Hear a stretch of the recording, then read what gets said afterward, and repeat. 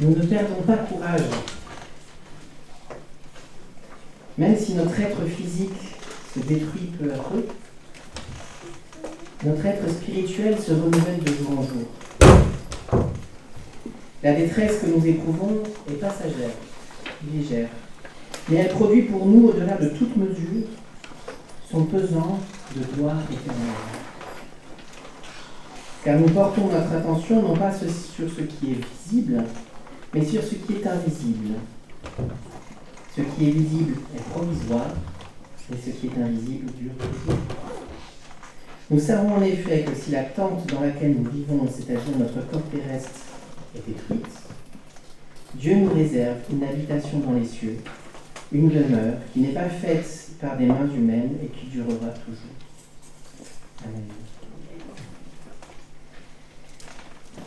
J'ai lu dans la deuxième épître de Paul aux Corinthiens, chapitre 4, les derniers versets du chapitre 4, 16 à 18, et puis le premier verset du chapitre 5. Je suis inquiet. Je sais pas vous, mais moi je suis inquiet, vraiment, hein, c'est pas un pied de terre. Je suis vraiment inquiet. Pas paniqué, mais préoccupé. Je me souviens d'avoir eu avec Thomas Edvog cette discussion-là il y a longtemps. C'est lui qui avait attiré mon attention là-dessus. Pendant la deuxième partie du XXe siècle, nous avons vécu dans un monde où les changements étaient modérés et où tout semblait aller vers plus de liberté, plus d'ouverture, plus de pays dans lesquels on pouvait voyager, moins de conflits internationaux, moins de blocs identitaires. Il semblait y avoir une forme de stabilité, une forme d'ouverture. Et puis, depuis les 10 ou 20 dernières années, on sent que quand même, il y a de plus en plus d'opposition. Il y a plus de clivages au niveau international, mais même au niveau dans les discussions à l'intérieur d'un pays ou à l'intérieur des familles. Bien sûr, il y a toujours des hommes politiques ou des hommes célèbres qui portent un certain nombre de ces idées, des personnes influentes. On parle d'influenceurs maintenant sur les réseaux sociaux. Mais justement, il n'y a pas que ça. Il y a maintenant aussi, on est dans le règne où l'opinion de chacun est devenue une information aussi valable que l'opinion de n'importe qui d'autre. Tout le monde donne son opinion. Des fois, les journalistes interviewent un sportif et lui demandent son opinion sur un événement politique. Il devrait répondre, écoutez, madame, vous vous êtes trompé, c'est pas à moi de vous demander, j'en sais rien. Mais non, parce que tout le monde, maintenant, toutes les opinions sont mises à égalité, donc tout le monde peut exprimer son opinion, tout le monde doit avoir une opinion. Peu importe si on est renseigné ou pas, il faut avoir une opinion. Et les réseaux sociaux n'arrangent pas du tout le problème. Est-ce que vous savez comment fonctionnent les réseaux sociaux? Quel est leur but? Vous savez qu'ils sont gratuits. Alors dites-vous bien que si c'est gratuit, c'est vous le produit. Si c'est gratuit, c'est vous le produit. Si on vous attire en vous disant « venez, c'est gratuit », c'est bien qu'on va tirer avantage de vous. Comment les réseaux sociaux tirent avantage de vous? Bien par la publicité. Donc ce que les réseaux sociaux ont intérêt, c'est que vous restiez longtemps. Quel que soit le réseau social, ils ont intérêt à ce que vous restiez longtemps. Donc pour que vous restiez longtemps, eh bien on vous montre que des choses qui vont vous plaire. Et donc, si vous avez lu 3 articles qui parlent d'un sujet, ou qui parlent d'un certain angle sur un certain sujet, eh bien, dans la suite, vous seront proposés des articles qui vont dans le même sens. Et vous allez tourner au rond à l'intérieur d'une bulle qui arrangera bien le réseau social, parce que vous ne lirez que des trucs qui vous font plaisir, et donc vous resterez dedans, vous n'aurez pas d'autres informations, pas de nuances, pas d'autres opportunités de réfléchir, et puis vous resterez dans cette bulle-là. C'est un vrai problème, les réseaux sociaux, pour ça. Cet été, j'ai pas mal été absent, vous l'avez remarqué, j'ai pas mal vadrouillé, et pendant les 5 semaines d'absence, j'ai eu l'occasion de discuter avec pas mal de gens, du coup, dans des milieux différents, beaucoup chrétiens, mais pas que, des personnes qui étaient, vous imaginez bien, pour le vaccin, ou contre le vaccin, ou de même avec le pass sanitaire. Dans certains cas, on avait des discussions très calmes avec des gens qui se posent des questions, alors on réfléchit ensemble, on discute. Et puis des fois, vous avez des gens qui sont militants d'un côté ou de l'autre,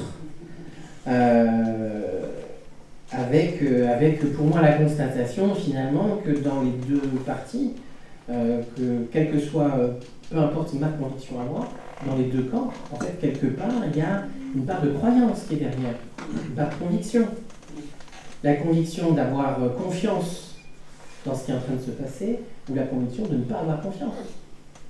Cette conviction, elle est là derrière, et souvent, on peut même assister à des discussions entre des gens très peu informés, qui s'envoient des arguments qui ne sont pas du tout, en réalité, le fond de leur conviction.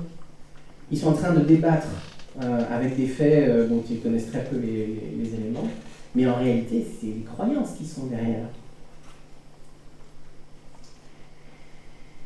Il y a une dimension parfois intérieure qui nous échappe, qui fait mais pourquoi c'est si important pour lui d'être pour ou d'être contre. Et là, je ne parle pas que du vaccin, ça c'est à peu près tous les sujets de la Terre. Qu'est-ce qui fait pour cette personne que c'est important que le PSG gagne? Il y a des gens qui mettent toute leur vie là-dedans. Mais il y a des gens qui mettent toute leur vie dans le fait de savoir s'il faut ou non être vacciné, s'il faut ou non voter pour tel parti politique, s'il faut ou non être pour ceci ou pour cela. Mais vraiment, vraiment un truc qui m'a marqué, c'est que souvent il y a peu de recherche d'information. Même des gens qui sont dans la réflexion, sans être ni à fond d'un côté, ni à fond de l'autre, en fait j'en ai rencontré très peu qui s'étaient renseignés.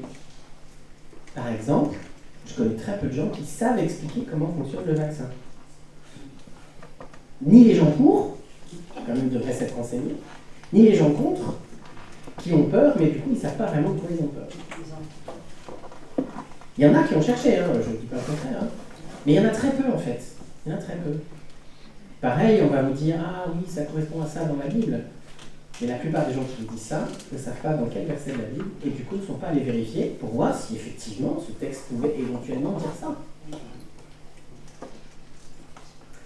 Il y a peu de compréhension dans les discussions quand c'est comme ça.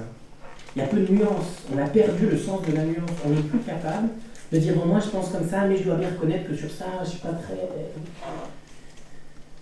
très sûr. Peut-être que, ouais, effectivement, mais voilà, il y a ça, je ne sais pas en fait. Sur cet aspect-là, je ne sais pas, alors du coup, je n'ai pas vraiment d'opinion à te dire, je suis en réflexion. Ça, on entend hyper rarement quand même. Hein.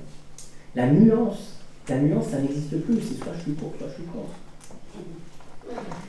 J'entends rarement des gens qui ont une position et qui, le temps de la discussion, accueillent la position de l'autre. Vas-y, explique-moi. Je ne dis pas que je vais être d'accord avec toi, mais j'entends ce que tu as à dire, j'essaie de comprendre et de poser des questions pour comprendre l'autre. Non, ce qu'on entend la plupart du temps, c'est oui, mais il y a ça, oui, mais il y a ça, non, mais il y a ça, oui, mais il y a ça. Et du coup, ça avance pas vraiment. Et donc, du coup, on fait comme dans les déjeuners en famille, on parle ni de politique ni de religion, on évite ces sujets-là pour éviter d'être en conflit. Mais sincèrement,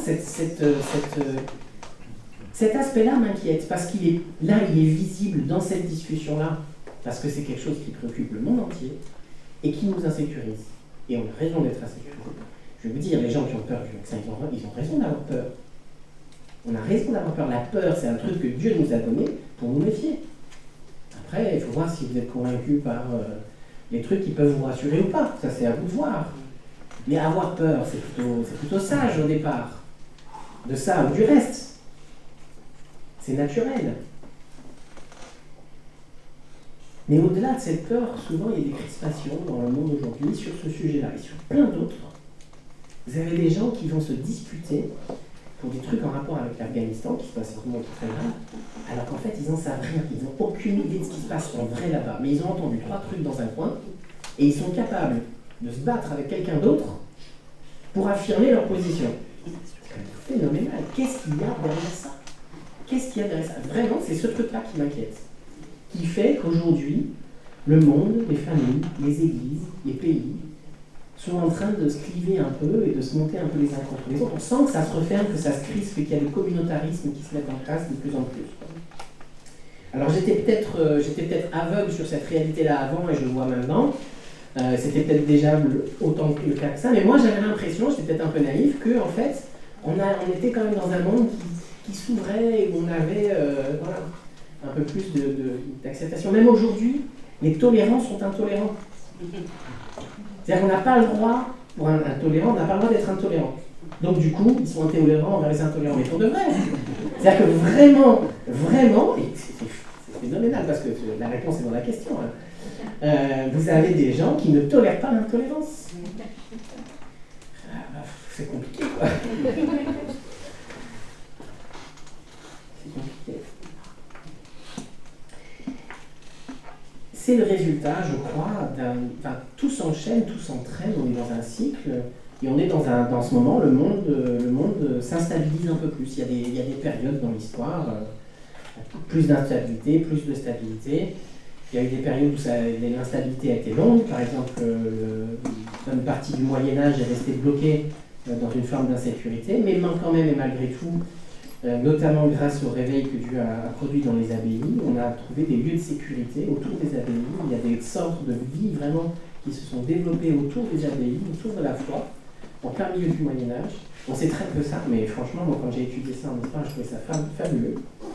Il y a des aléas comme ça dans la vie du monde. Et en ce moment, on a tendance à aller vers quelque chose d'insécurisant. On se pose plein de questions. Tout est remis en question, tous nos choix de vie, toute notre manière de vivre. Sincèrement, le smartphone aujourd'hui, il est presque toujours dans ma poche. Mais vous savez que moi, ça fait seulement 7 ans ou 8 ans que j'en ai un. Avant, j'en avais pas du tout. Et je fonctionnais très bien sans. Je l'ai eu pour différentes raisons pratiques. Et puis aujourd'hui, il fait partie de ma vie, c'est un prolongement de ma main. C'est quand même fou de se dire qu'il y a 10 ans, on vivait très bien sans, et qu'aujourd'hui, vivre sans, c'est compliqué. C'est possible, mais c'est pas simple, quoi. Le monde évolue super vite, vraiment super vite. Et plus il peut avoir accès à Internet. Si vous n'avez pas accès à Internet, il y a plein de démarches pour lesquelles il faut que vous alliez chez un ami ou dans un centre spécial, etc. pour ça. Ça change très vite, c'est déstabilisant. Bien sûr, il y a des guerres à différents endroits. On pensait que c'était fini, les blocs qui s'opposaient. Avant, il y avait la guerre froide, c'était fini, l'URSS était tombé, puis finalement, l'URSS n'est pas tombé comme ça. Et puis, il y a la Chine, et puis, il y a les pays arabes, et puis, qu'est-ce qui se passe? Bientôt, ça sera l'Inde. Après, on va avoir des guerres de l'eau autour de l'Inde, là, Népal, tout ça. Ils vont se battre pour l'eau. Il y a des choses qui montent de nouveau, quoi. On a des problèmes avec le climat.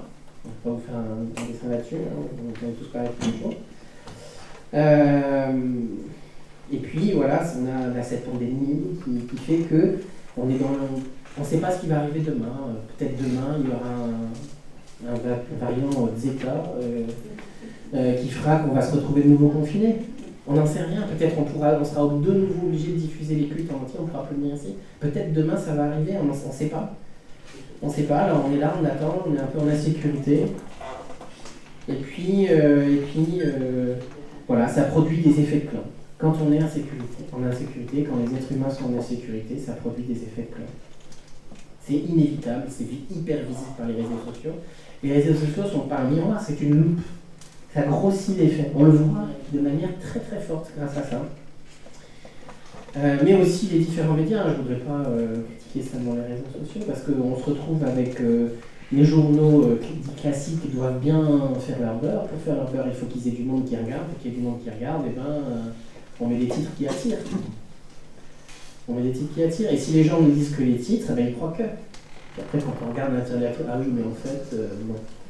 Il faut faire attention aussi, faire attention. Et tout ça, ça produit beaucoup de discussions vaines et inutiles. Pas vaines et inutiles sur le sujet, mais vaines et inutiles sur la manière de discuter, parce qu'on ne sait plus discuter. Qu'est-ce que c'est débattre? C'est défaire le fait de se battre.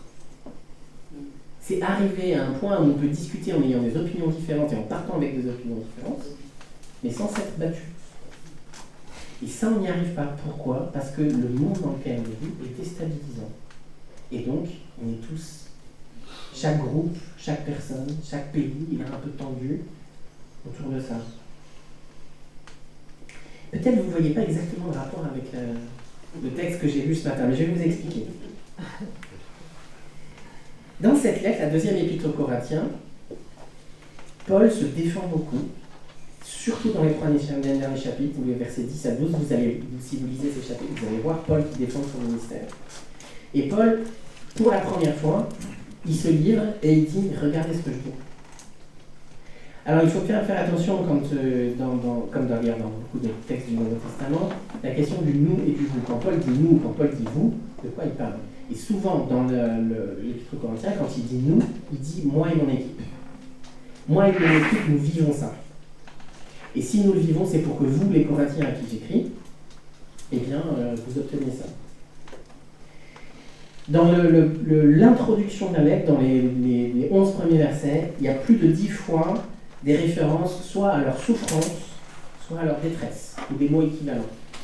Et un de ces mots équivalents, c'est être proche de la mort. Au chapitre 11, Paul décrit toutes les souffrances physiques qu'ils ont eues, c'est-à-dire juste la partie émergée de l'iceberg. Le fait d'avoir été battu, le fait d'avoir été proche de la mort plusieurs fois. Voilà ce à quoi Paul faisait face. Pour Paul, il n'y avait pas de repos. Il n'y avait pas un endroit sur la planète où il pouvait être juste tranquille, paisible, dans une liberté. C'était pas possible pour Paul. Parce que son ministère le pressait à aller là où il allait rencontrer l'adversité. Et donc c'était ça sa vie. C'était vivre dans un monde hostile à l'évangile. Hostile à lui, du coup. Alors, bien sûr, les gens sont hostiles à Jésus, mais bon, n'empêche que c'est lui qui, là, portait les souffrances.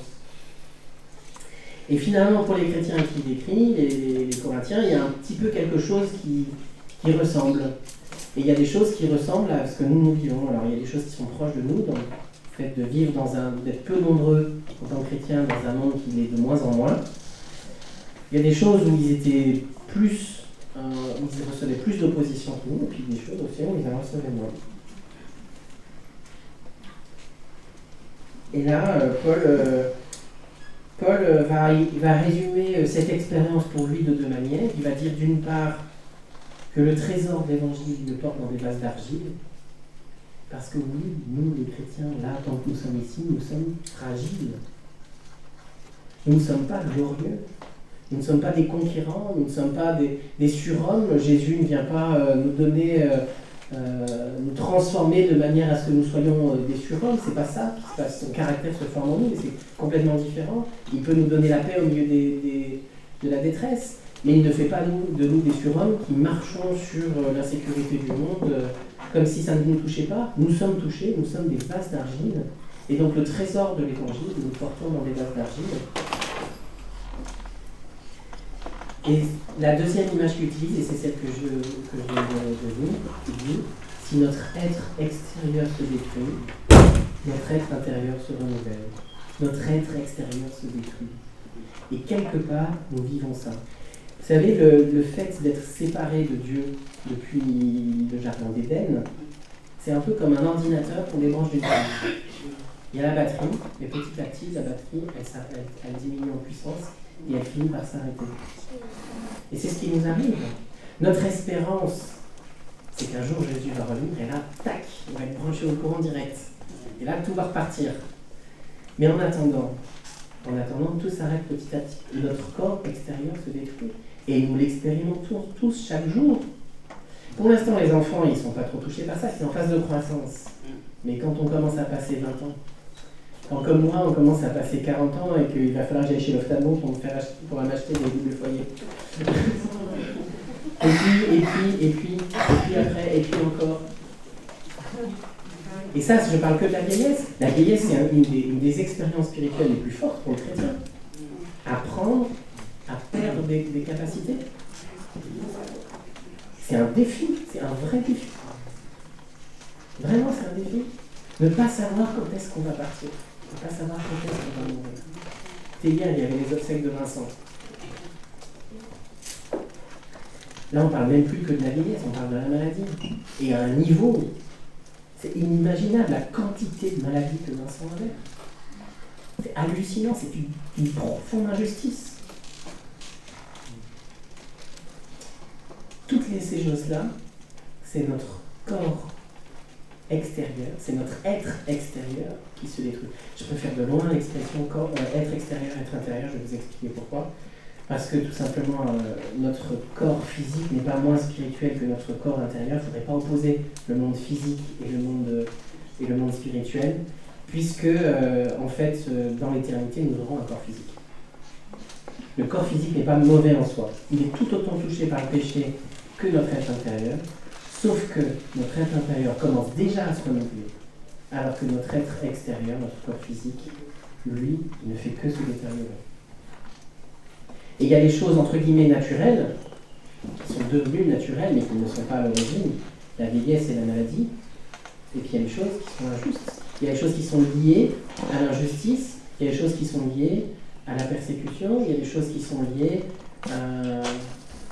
à tous les traumatismes qu'on peut vivre dans une vie, dans un monde qui est marqué par le péché.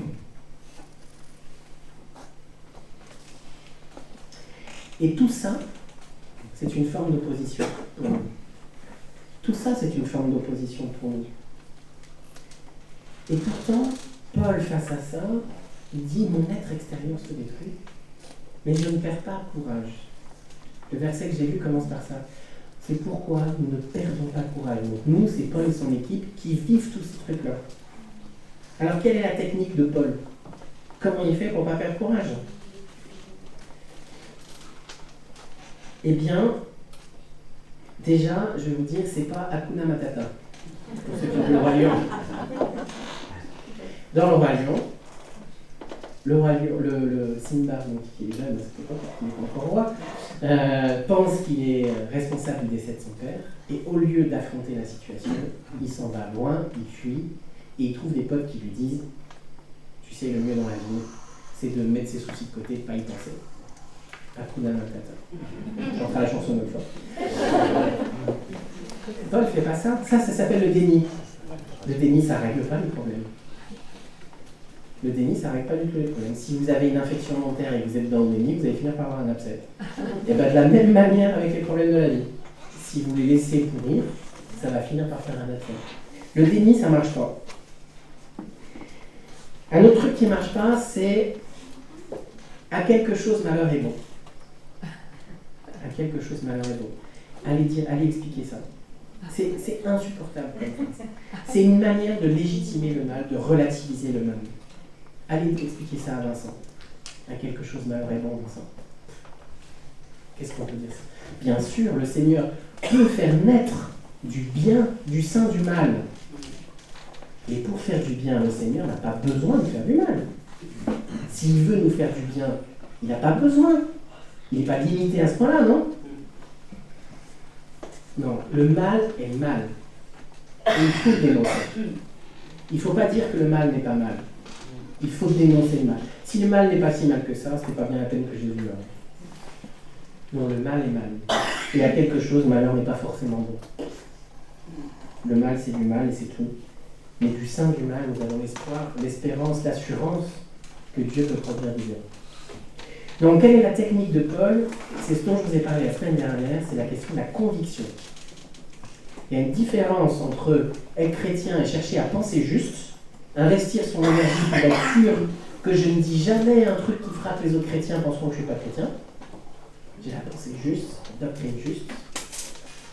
Il y a ça. Ou alors, passer son énergie à prendre les éléments les plus simples de l'expression de l'évangile et à essayer de les mettre en pratique dans ma vie. Il y a que ça change quelque chose. Ça s'appelle la conviction. C'est quand je crois quelque chose, et même si je ne le vois pas, j'agis en conséquence. Ça, c'est la conviction. C'est pour ça que malgré la tristesse du décès de Vincent, on se réjouit. Je me réjouis que Vincent soit libéré. Il est libéré de toutes ses maladies. Il est auprès du Père. Lui qui a eu toujours des problèmes pour se sentir aimé, alors c'est fini tout ça. Et un jour, on sera avec lui. La conviction. Vous savez, je vous ai dit qu'il y avait 10 fois les mots détresse, souffrance dans les 10 premiers versets, les 11 premiers versets. Eh bien, il y a 15 fois les mots espérance, délivrance ou encouragement. Paul Paul croit, et malgré le fait qu'il ne le voit pas, ça change quelque chose. Il a été battu, lapidé, il était au bord du naufrage, on l'a rejeté, humilié, on lui a craché dessus, comme le Christ finalement. Et pourtant, Paul regarde toutes ces choses-là, il regarde le monde qui est hostile vis-à-vis de lui, et qu'est-ce qu'il dit ? Il dit, pour moi, ce sont des souffrances passagères. Comment il dit ça ? Légères, passagères et légères. La détresse que nous éprouvons est passagère et légère. Pourquoi ? Parce que Paul a les yeux fixés sur quelque chose de beaucoup plus grand et qui ne va pas disparaître. La souffrance que nous endurons, si terrible qu'elle soit, elle va disparaître. Le monde dans lequel nous vivons, avec le coronavirus, les équipes de foot et tout ce que vous voulez, ça va disparaître. Les choses qu'on a le droit de manger ou de ne pas manger, ça va disparaître. Tout ça, ça va disparaître. Jésus dit, ne vous inquiétez pas de ce que vous mangez, c'est parce qu'il rentre dans le corps qui est important. Ce qui est important, c'est ce qui sort de votre cœur, de votre bouche. Parce que ça, c'est votre cœur, et ça va durer, alors que ce que vous mangez ou ce que vous ne mangez pas, ça va disparaître.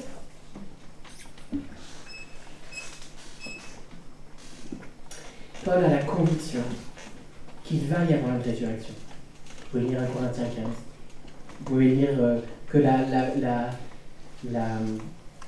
c'est dans 2 Corinthiens 14 aussi, vous pouvez lire que la résurrection du Christ est la preuve que nous allons ressusciter avec lui.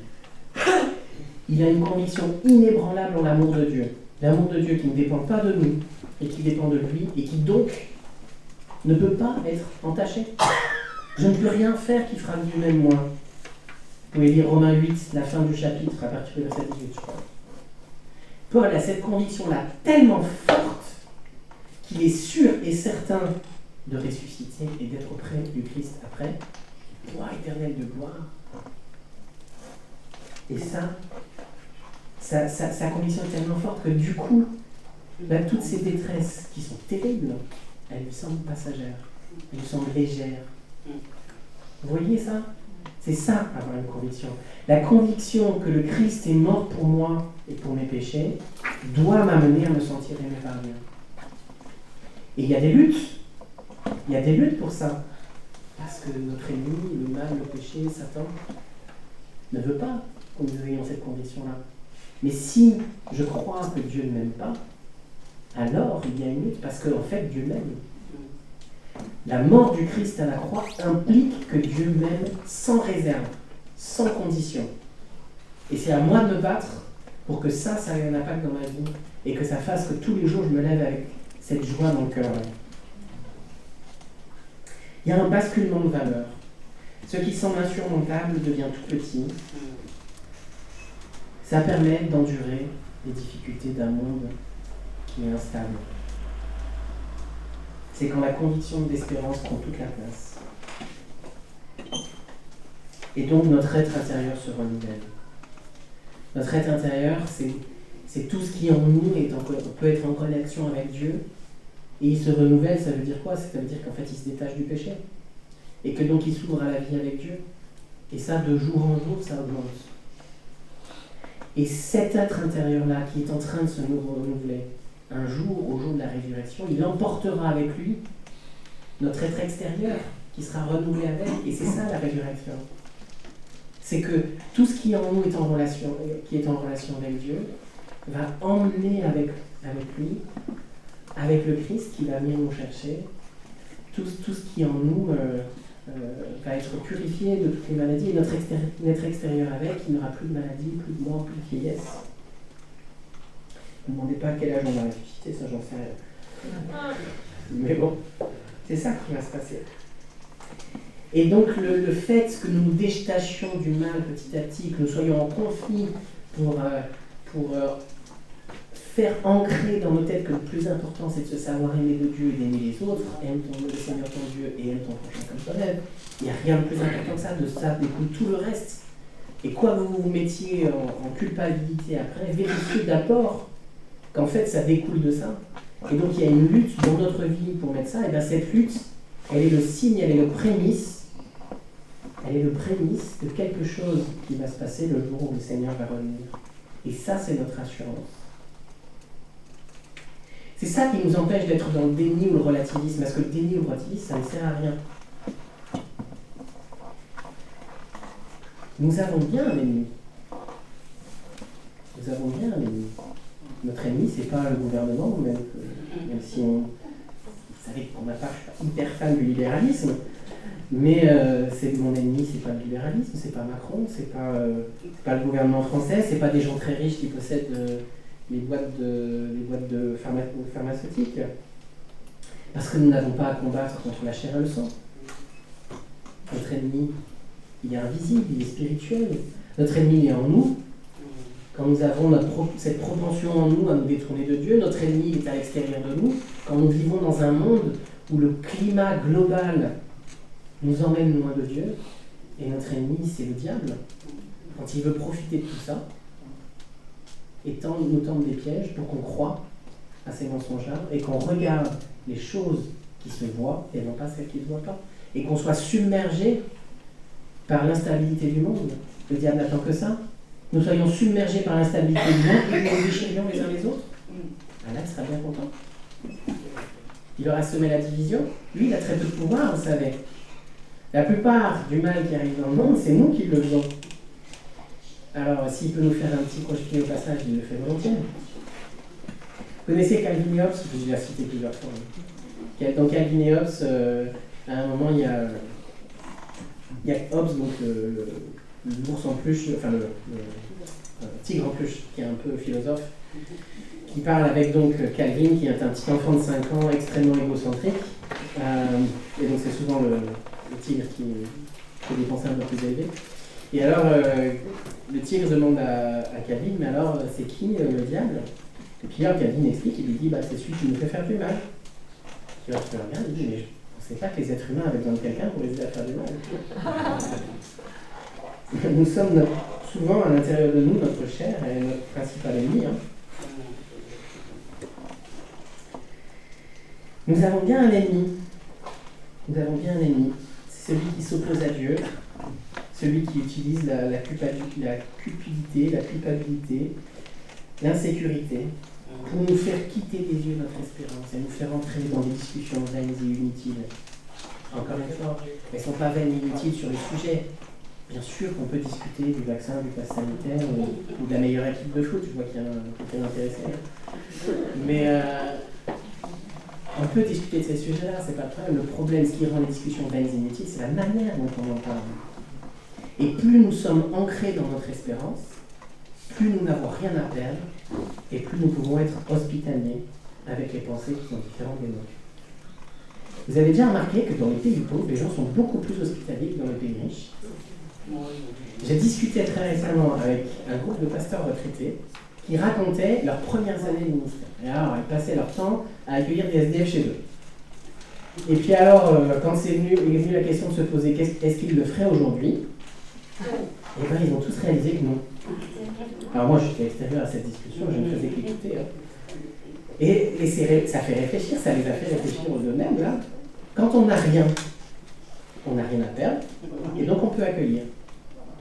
Et quand on a accueilli des choses, et qu'on s'y est attaché, on a des choses à perdre, et c'est un peu plus compliqué.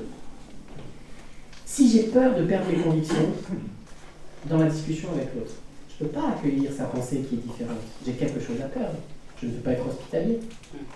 Si je suis sûr et ferme dans mon assurance, je n'ai rien à perdre. Et je peux accueillir, dans une conversation, une pensée qui n'est pas la mienne, et essayer de la comprendre. Même si je ne vais pas être d'accord, même si je ne vais pas changer d'avis après.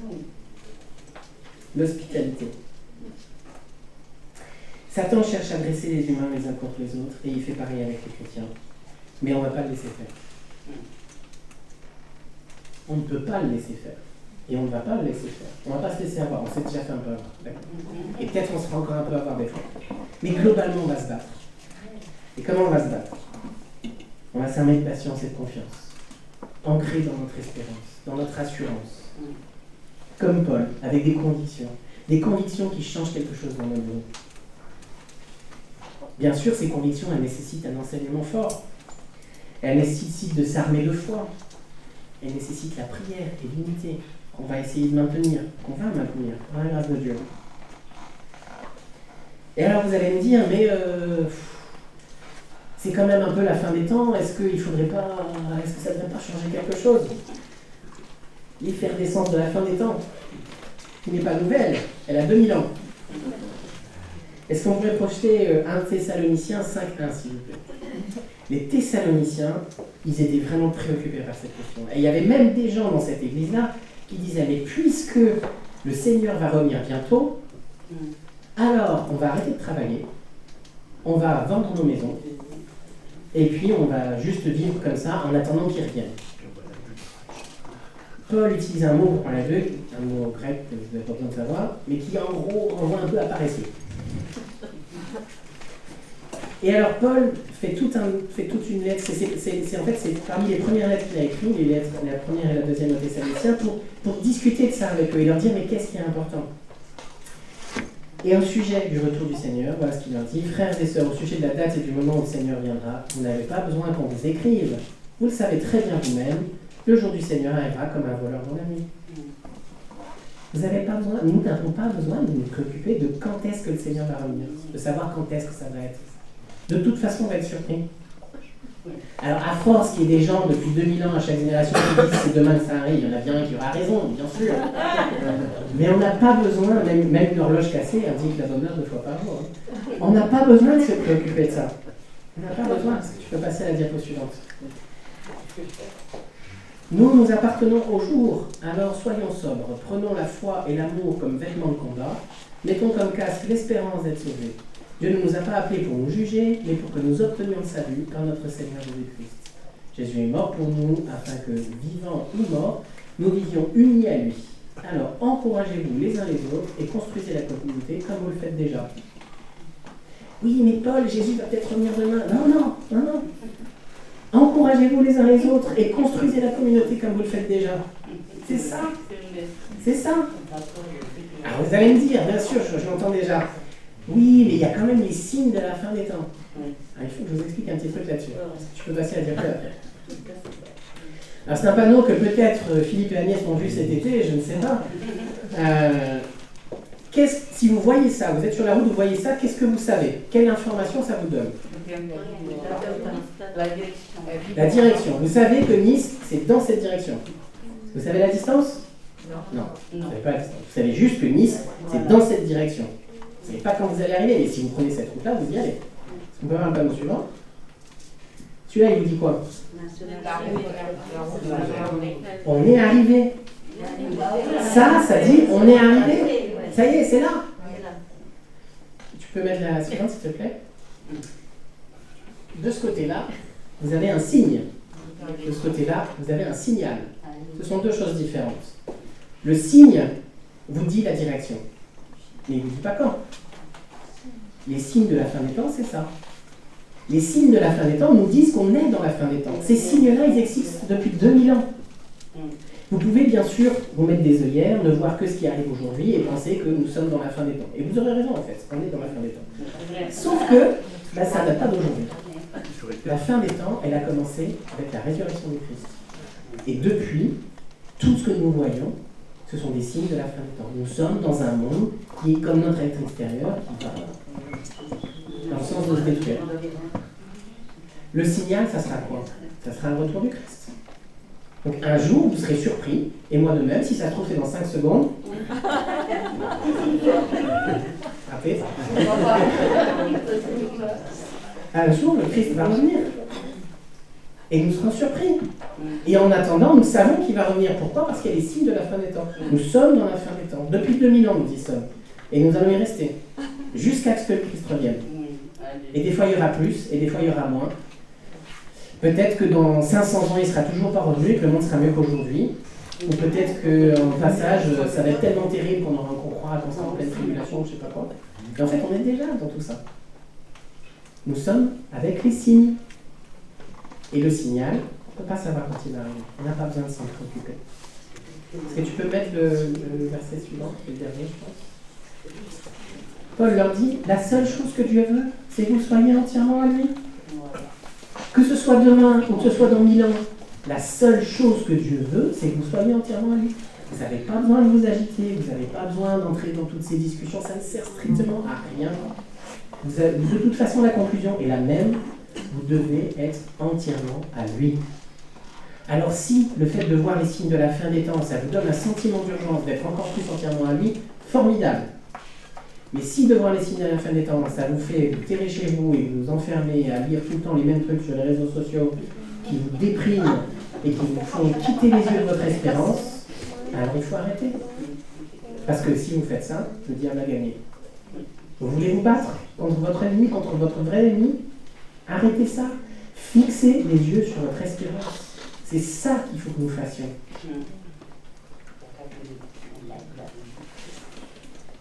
Nous avons juste à nous occuper de notre consécration, de l'unité de l'Église, de la prière, de l'enseignement. C'est ces choses-là que vous voyez là au fond, là, avec cette truc que Dieu nous a demandé, qu'on a décidé ensemble, qui font ce qu'est la vie de l'Église. C'est de ça dont nous avons à nous préoccuper. Il faut qu'on s'en préoccupe comme si Jésus revenait demain. Et comme s'il revenait dans 1000 ans. On ne sait pas quand il va revenir. Avec la même urgence que si c'était demain, et avec la même importance que si c'était dans 1000 ans. Et si on fait ça? Et si on se donne entièrement à notre foi? Si notre espérance et notre foi sont des conditions et qu'elles produisent quelque chose dans notre vie de tous les jours, alors il y aura de la paix et de l'unité dans notre Église. Comme c'est déjà en partie le cas. Plutôt pas mal même. Et si le monde voit que nous ne suivons pas le mouvement, que nous ne sommes pas dans les disputes, qu'on n'est pas en train de s'arracher les cheveux, de se diviser, de se cliver, de rentrer dans tous ces débats, si nous ne rentrons pas dans la panique générale, le monde va le voir, j'espère. Notre paix, notre unité, notre assurance, peut-être que nous aurons des questions à répondre après. Les gens ne veulent pas de l'évangile parce qu'ils ne comprennent pas ce que c'est. Ils ne voient pas les fruits. Et s'ils voient les fruits, dans la paix et l'espérance que nous avons. Avant de passer au repas du Seigneur, je voudrais vous laisser ce dernier verset pour terminer cette prédication. Dans Jean 14, verset 1. Ne soyez pas troublés, leur dit Jésus. Vous avez confiance en Dieu, ayez aussi confiance en moi. Amen.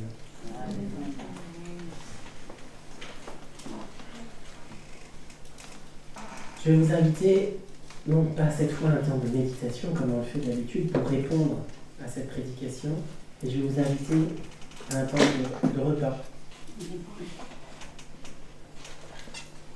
Nous allons répondre par notre foi.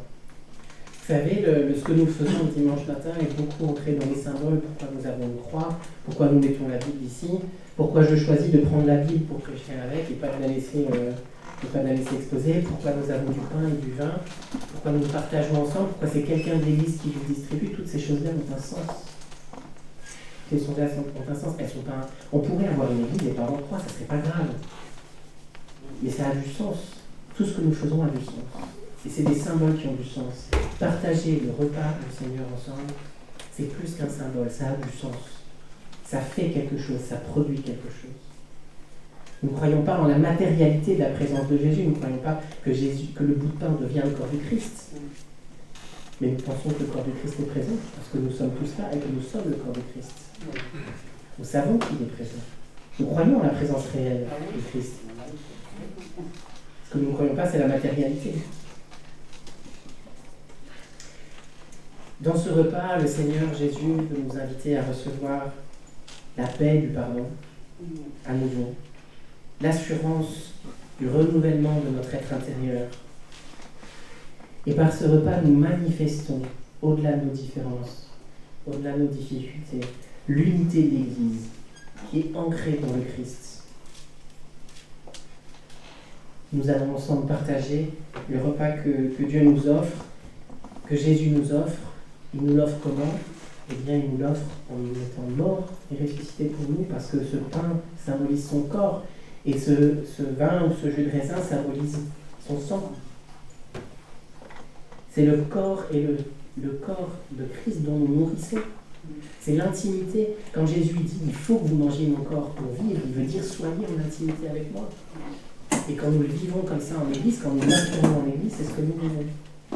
Nous sommes en communion avec lui, et nous sommes en communion les uns avec les autres, parce que chacun d'entre nous est en communion avec lui. Et c'est ce que symbolise ce pain et ce vin. Quand vous prenez, vous acceptez la grâce du Seigneur pour vous, qui vous a pardonné de vos péchés, qui vous a unis à l'Église. Nous allons bientôt passer dans les rangs pour distribuer, ou que chacun se sert, et puis on s'attendra pour le prendre ensemble. Là aussi, il y a un symbole très fort de la communion. Je vais demander à Christina et puis à Aldo de me rejoindre pour aider avec le service de la scène. Je vous invite tous à vous lever, dans tous les cas. Et j'invite en particulier à ceux qui veulent se nourrir de l'amour de Dieu. C'est vous que ça regarde, personne ne vous regarde. C'est entre chacun d'entre nous et Dieu. Si vous voulez vous nourrir de l'amour de Dieu, de l'unité du corps, vous êtes libre de participer. Et si vous vous sentez pécheur, si vous dites je suis trop pécheur pour prendre le repas, alors s'il vous plaît, prenez-le. Et acceptez le pardon, l'amour et la grâce de Dieu.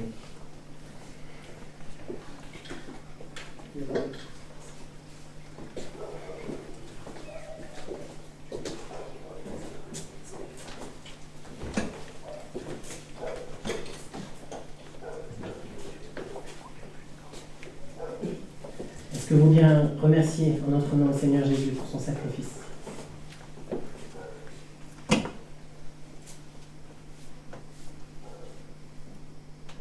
Merci Christ d'avoir donné ta vie sur la croix pour nous. Merci parce que c'est cette nouvelle alliance qu'on a pu apporter auparavant de l'image. Mais maintenant c'est nous qui nous représentons, c'est nous qui nous donnons à toi Christ. Tu as sacrifié ta vie pour nous. Ton destin était cela, de te sacrifier. Ton destin était de mourir sur la croix pour les perdus, pour ceux qui étaient privés de toi, pour donner la vie à ceux qui étaient perdus. Et je te remercie, Christ, de cela, de ce pain, ce vin, ce corps, de ce vin qui représente ce sacrifice sur la croix. Merci, Christ, de cela.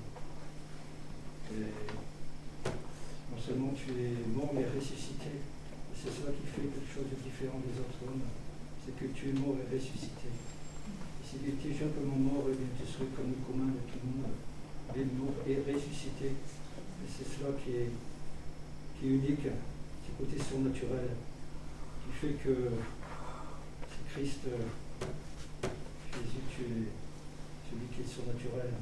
Et c'est cela qui est merveilleux. Donner ta vie sur la croix pour nous. Merci pour cela. Amen.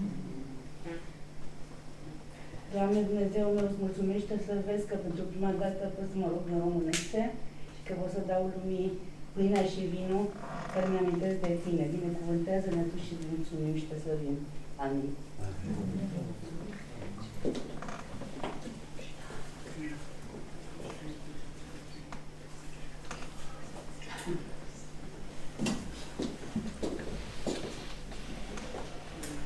Pendant la distribution, je vous invite à rester dans une attitude de prière et je voudrais qu'on intercède pour tous nos frères et sœurs qui ne sont pas là, pour certains parce qu'ils sont en vacances, et que Dieu leur fasse du bien, certains parce qu'ils sont malades.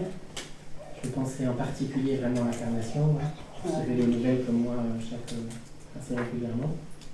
Voilà, que nous puissions penser à tous nos frères et sœurs, ceux qui sont loin aussi, on pense aussi à Chantal et Michel qui sont éloignés de l'église, de toute église. On pense à tous nos frères et sœurs, tous ceux qui nous sont chers, que l'on puisse intercéder pour eux maintenant.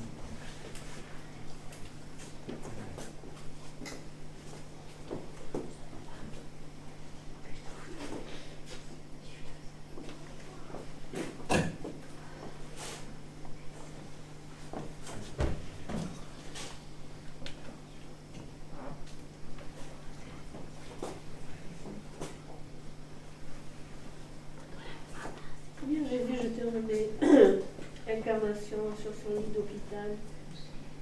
Je te remercie pour sa foi, Seigneur, pour le fait que elles s'attendent à toi.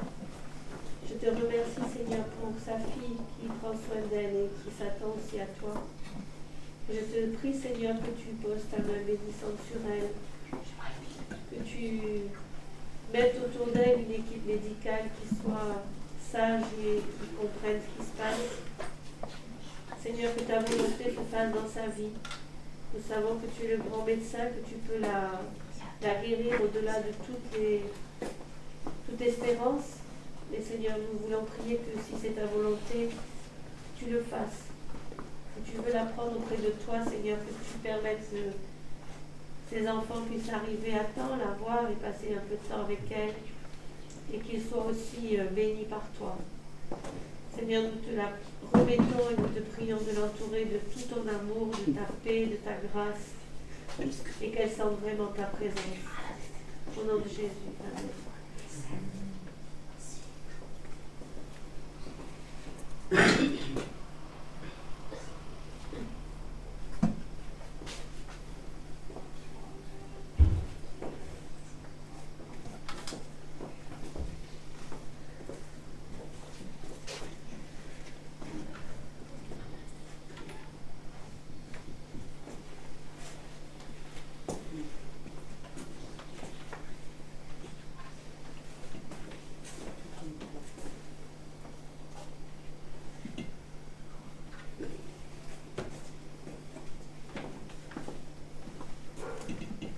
Seigneur, j'ai à cœur de te prier pour les 2 fils d'incarnation qui arrivent de Tahiti et qui vont rendre visite à leur maman aujourd'hui. Seigneur, tu connais leurs cœurs qui sont éloignés de toi et combien Incarnation aurait souhaité, Seigneur, qu'ils soient proches et qu'ils t'acceptent dans leur vie. Et je te remercie pour Incarnation, Seigneur, qui a une foi si forte et qui touche ceux qui sont autour d'eux, et que cette foi, Seigneur, aujourd'hui tu puisses utiliser pour toucher le cœur de ces 2 fils. Oh oui, Seigneur, rassemble cette famille qui est dans la souffrance, mais un baume particulier, Seigneur, et que ces fils aussi puissent avoir l'occasion d'aller la visiter malgré toutes les contraintes que les hôpitaux mettent. Oh oui, bénis cette famille, Seigneur, entoure-la de ta grâce, de ton amour, et qu'ils soient unis en toi. Amen. Amen.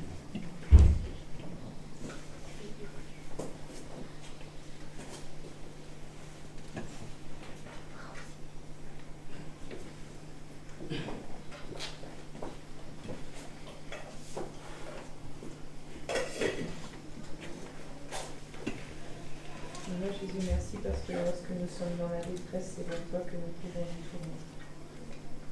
Je te prie pour Chantal et son équipe, afin qu'ils puissent trouver une communauté, parce que c'est là où nous sommes renouvelés, c'est là où nous sentons la chaleur de nos frères et sœurs. Et afin qu'ils puissent trouver une communauté qui ne soit pas trop éloignée de chez eux. Amen.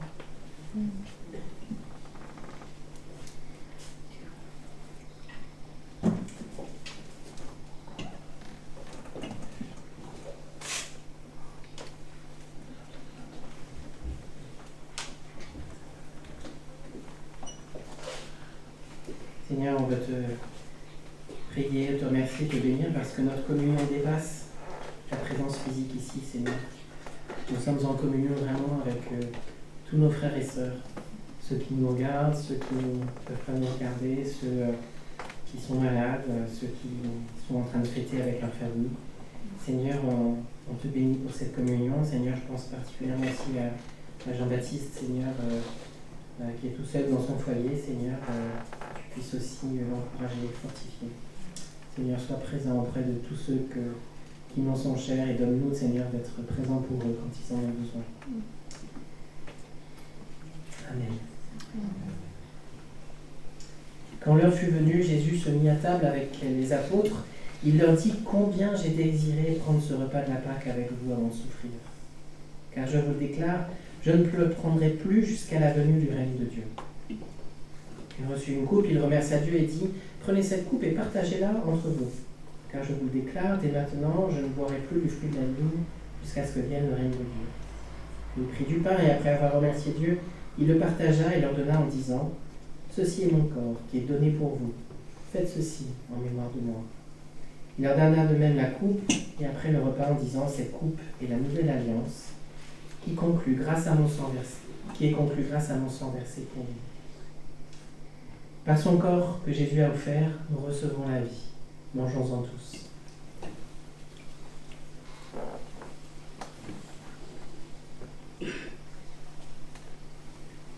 Et par son sang, nous sommes unis à lui, dans une alliance qui ne peut pas être rompue. Buvons-en tous.